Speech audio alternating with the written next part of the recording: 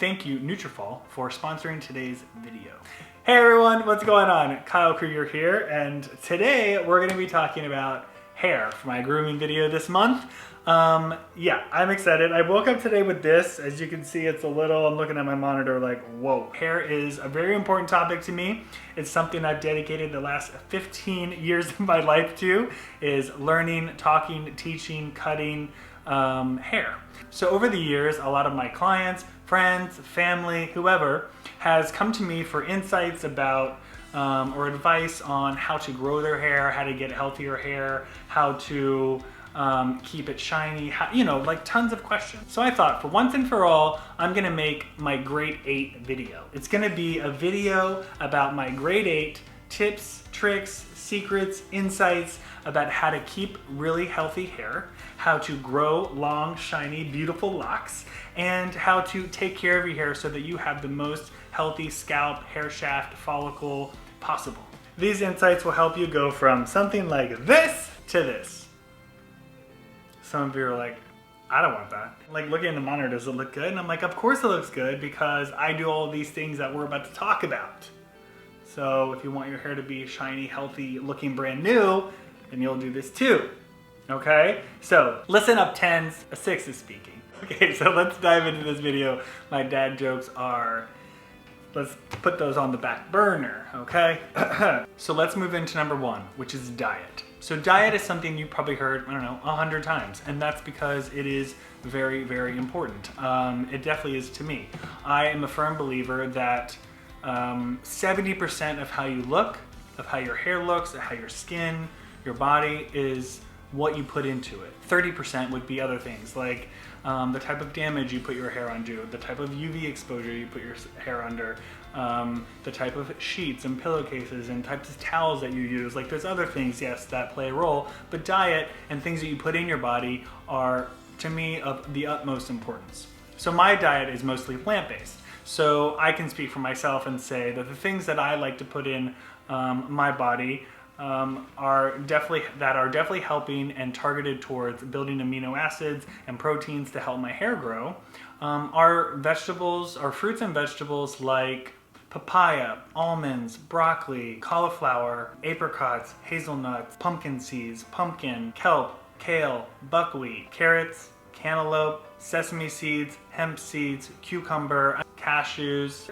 These are foods that allow my body to have the building blocks to be able to grow hair and to be able to have a healthy hair follicle and hair shaft. I'm just not going to sit here and coach you on how to eat healthy. You know what you're doing. I'm not saying you have to cut out like freaking ice cream and fast food and all of that. If you want to eat that, go right ahead. I'm saying that if you want healthy hair and that is your goal, and you want to grow your hair long and shiny and have a healthy hair follicle and scalp, then you're going to minimize the intake of food that you know is unhealthy, and you're going to add more fruits and vegetables into your diet that will build a foundation of amino acids and a healthy hair follicle, like I previously just stated. So now that we've talked about nutritional deficiencies in your diet, let's jump into number 2, which is supplements. So a hair supplement is very important in my everyday life. I add it to my little pill box that I take every morning with my breakfast or with my lunch. Nutrition and diet does a lot of the heavy lifting, but it can't do all of the heavy lifting, so that's why I supplement with additional support, right? So I partnered with Nutrafol for this video because they reached out to me and they wanted to talk about their award-winning supplement, and I was like, sure, like, let's talk about it. I want to do a 30-day trial though before I talk about this product in a video. They sent me the product. I've been, here, it's right here, Nutrafol for Men.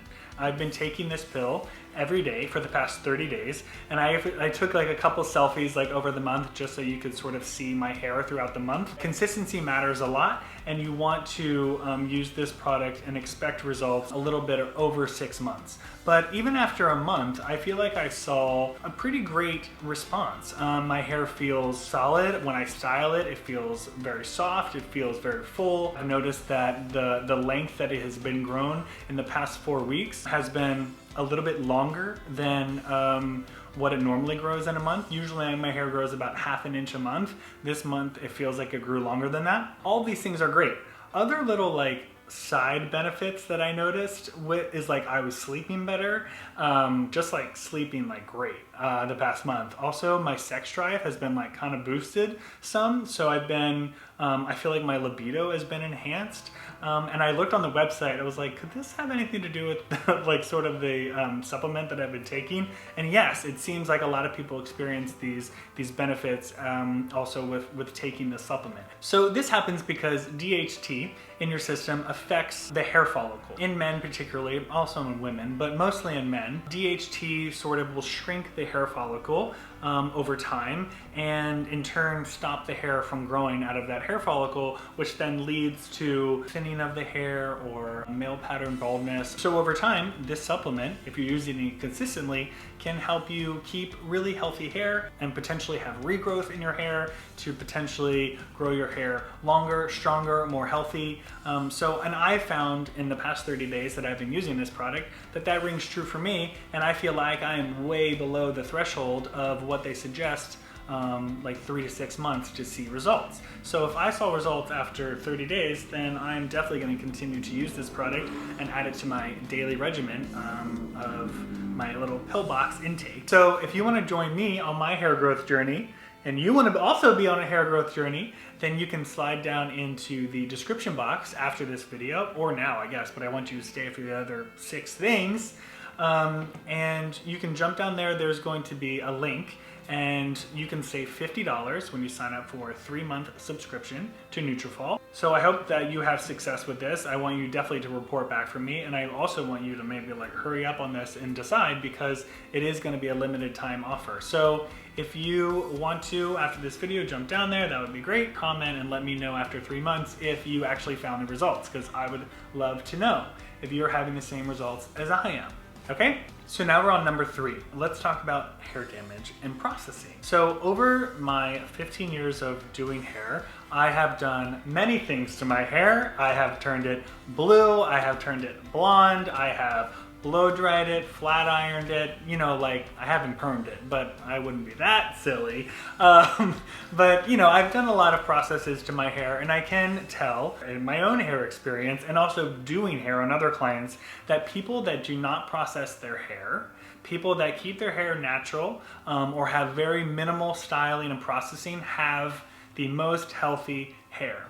People that highlight, bleach, color, perm, flat iron, heat style, anything like that, those people tend to have more compromised hair. And the more heat styling and the more processing that you do, the more damage that you will do to your hair. So let's imagine your hair as shingles on a roof, right? And those shingles are the cuticle of your hair shaft. That cuticle is protecting the interior of your hair. On a microscopic level, that's what it looks like. People who don't process their hair have a healthy cuticle. People that highlight and color and bleach and heat style their hair, the shingles on that roof start to lift up a little bit, right? And then the interior of the hair shaft is then exposed to the heat, elements, UV damage, anything like that, and that starts to compromise and deteriorate your hair. Now we're going to talk about number 4, which is shower etiquette. So shower etiquette is something I want to bring up because I feel like not many people,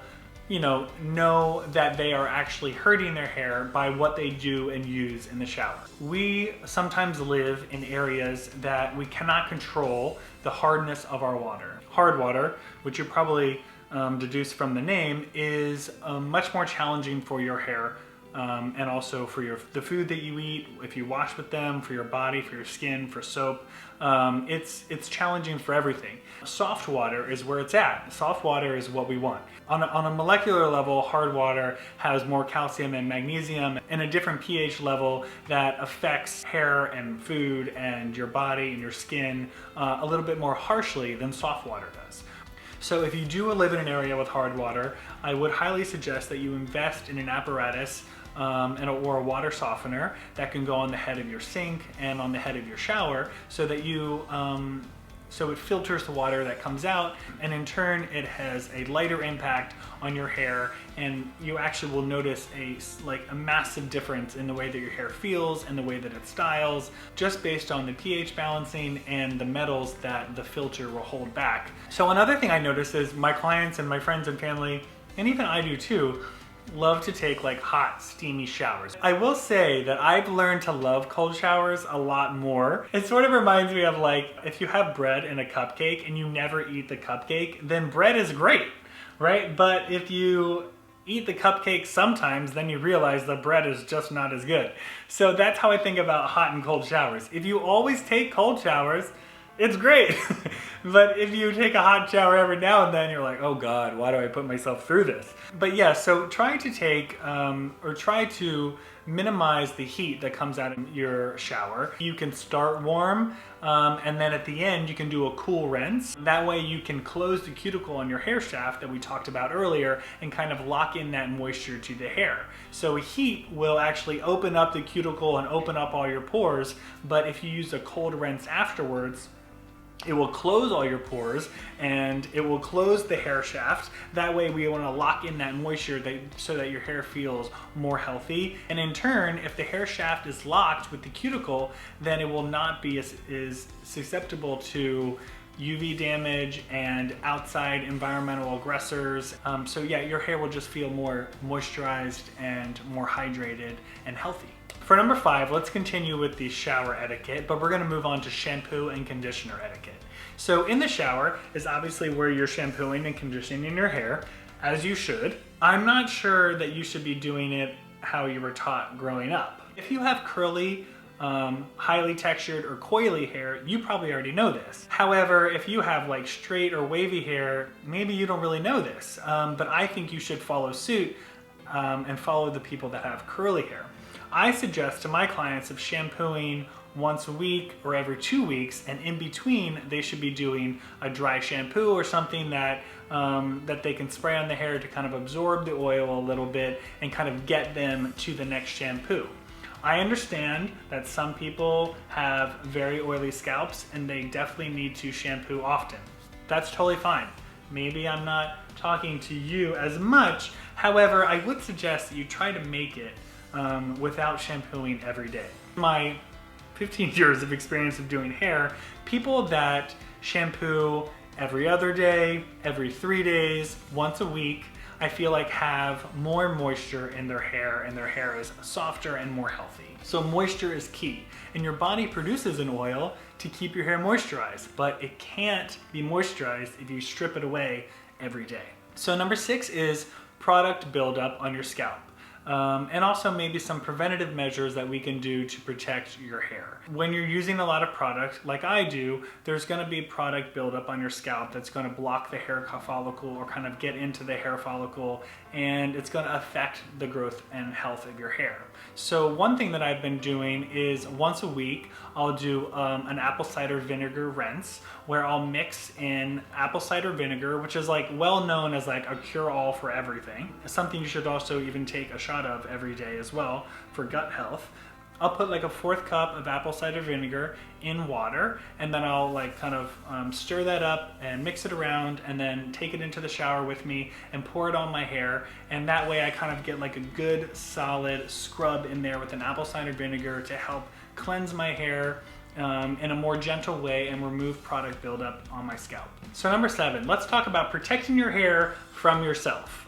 Because a lot of us are doing things to our hair that are damaging that we don't realize are damaging, right? So one thing that I like to tell my clients is that when they're getting out of the shower and they're drying their hair, instead of just taking the towel and really scrubbing their hair dry, take your time. Take the towel and you're sort of crunching your hair a little bit, making sure that you're not rubbing your hair like really hard like this. So you're just taking it, you're absorbing the hair, you're squeezing your hair in like a gentle way. Then you could take a really soft old t-shirt or something of that sort that's a little less structured than a towel, and you can use a soft t-shirt instead, and you can kind of scrunch your hair and absorb the water that way. Along with that comes with heat styling. I personally use a blow dryer and sometimes a flat iron to do my hair. So I will prep my hair with a heat protectant, and also I will lower the temperature of the tools that I'm using. It sometimes takes a little bit longer because the hot air is not directly on there, but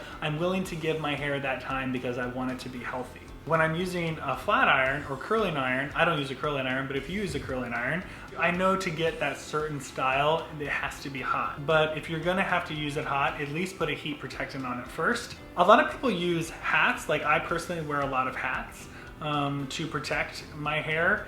I think that hats are okay. I think it's questionable. So sometimes when I get out of the shower, I'll let my hair air dry, and then I'll add a conditioner in almost as like a product, and then I'll put my hat on. That I know that it allows my hair to be moisturized as I'm wearing my hat around and it feels less susceptible to damage.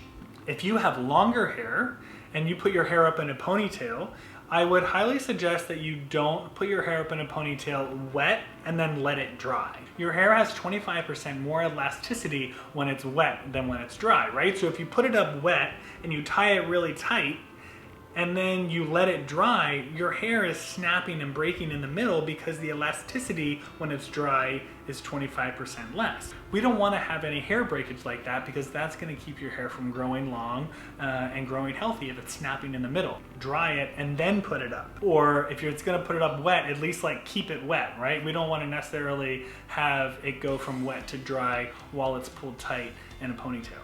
And last but not least, number 8, UV damage is a big environmental aggressor that we all face, and that's another reason why hats maybe could be helpful. But I would suggest that you find a UV protectant if you're going to be out in the sun that you can spray on your hair, and just keep a little bit, just keep it protected, and minimize your sun contact. Like, I don't necessarily go out in the sun that much. I try to avoid it as much as possible because I just don't like to be tan, and like I want to just not be looking like a leather bag when I'm 90. Not that that's a bad thing, but that's just not something I personally want for me. UV damage has a very large impact on the way that your hair looks, especially if it's processed, especially if it's colored. It definitely will heighten the sensitivity that the hair has to the sun. So yes, make sure that you're covering up, you're wearing loose hats, maybe you're wearing some sort of cloth covering over your hair when you're out for a long period of time at the beach or something like that. Yes, have it out sometimes if you want to get a little bit lighter or whatever, but I would cover it up and I wouldn't try to keep it exposed to the sun for very long periods of time. Okay everyone, so that is my great 8. My great 8 insights, secrets, and tips on how to keep your hair healthy and growing strong. So if you would like to leave a comment, that would be great. Thank you, Nutrafol, for sponsoring today's video. If you would like to check out Nutrafol, you can go to the link in the description box down below and save your $50 on your little hair journey, and if you sign up for your 3-month subscription. If you want to follow me on social media, you can. My handle is @KyleKrieger on Instagram and on Twitter, even though I've been on Twitter less because it makes me sad. So thank you for watching. I love you. I hope that you're happy. You deserve it. We all do. And I'll see you next time.